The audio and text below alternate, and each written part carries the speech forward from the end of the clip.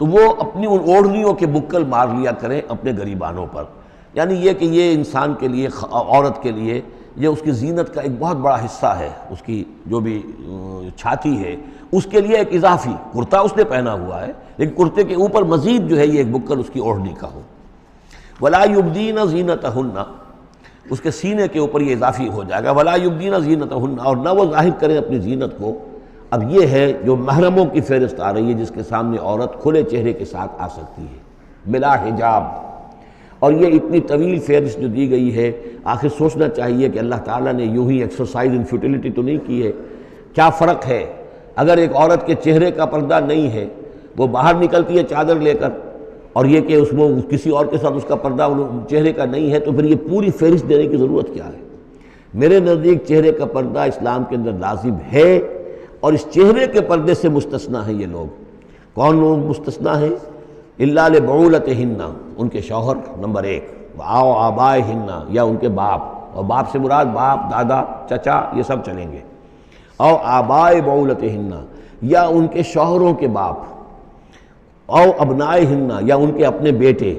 او ابنائے بعولتہن، یا ان کے شوہروں کے بیٹے، یعنی ان کے شوہروں کی کسی اور بیوی سے اولاد ہے، بیٹے ہیں، تو وہ بھی محرم ہیں، وہ نامحرم نہیں ہے. او اخوانہن، یا ان کے اپنے بھائی. او بنی اخوانہن، یا ان کے بھائیوں کے بیٹے. او بنی اخواتہن، یا یہ ہو گئے.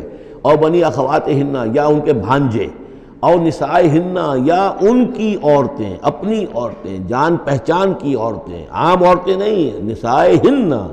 او ما ملکت ایمانہن، یا یہ کہ جو ان کے غلام اور ان کی لونڈیاں ہیں. اکثر و بیشتر اہل سنت کے نزدیک یہاں مرد غلام مراد نہیں ہے بلکہ لونڈیاں مراد ہیں. اب التابعین غیر اولی الاربۃ، یا ایسے تابع لوگ جو کہ صرف خدمت گار ہیں. بعض اوقات ہوتا ہے خاندانی طور پر جو ہے وہ خدمت گار کرنے والے ہیں، باپ بھی کہیں ملازم تھا اسی گھر میں، اب اس کی اولاد بھی وہیں پر ہے، وہ بھی کام کر رہی ہے، بچپن سے وہیں پلے ہیں. ایسے لوگ ہوتے ہیں کہ جن کو واقعتاً پھر اس گھر کی خواتین سے اس طرح کا خیال کبھی نہیں آ سکتا کہ ان کے بارے میں وہ کوئی بری بات سوچیں. اب التابعین غیر اولی الاربۃ، یا وہ تابع کہ جو کہ کوئی غرض نہیں رکھتے اس قسم کے معاملات سے، من الرجال، مردوں میں سے. اب الطفل الذین لم یظہروا علی عورات النساء، یا وہ لڑکے کہ جو ابھی عورتوں کے جو مخفی معاملات ہیں ان سے واقف ہی نہیں، ابھی وہ جنسی جو بھی باتیں ہیں ان سے واقف نہیں ہیں. ولا یضربن، یہ اب یہ فہرست مکمل ہو گئی. یہ ہیں محرم لوگ جن کے سامنے عورت بغیر چہرے کے پردے کے آ سکتی ہے.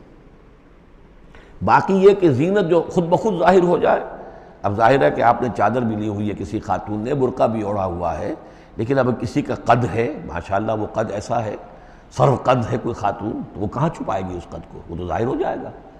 جسم متناسب ہے، اب وہ جسم تو ظاہر ہو جائے گا. اس اعتبار سے ما ظہر منہا کو لوگوں نے لے لیا چہرے کے لیے، یہ بالکل غلط ہے.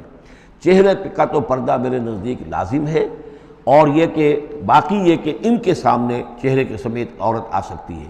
باقی عورت جو ہے اپنے بیٹے کے سامنے بھی سوائے 3 اعضاء کے اور نہیں کھول سکتی. اپنے بھائی کے سامنے بھی نہیں کھول سکتی.